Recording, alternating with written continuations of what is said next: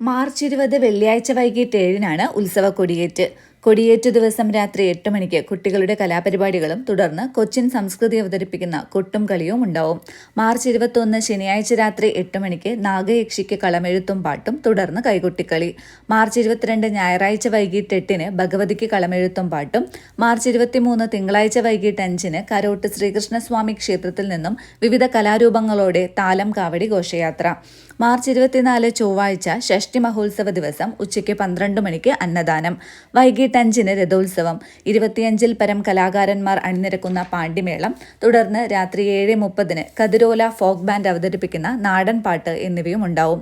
ഭക്തിനിർഭരമായ ചടങ്ങുകളിലും ഉത്സവാഘോഷങ്ങളിലും പങ്കുകൊള്ളുവാൻ എല്ലാ ഭക്തജനങ്ങളെയും സാദരം ക്ഷണിക്കുന്നു.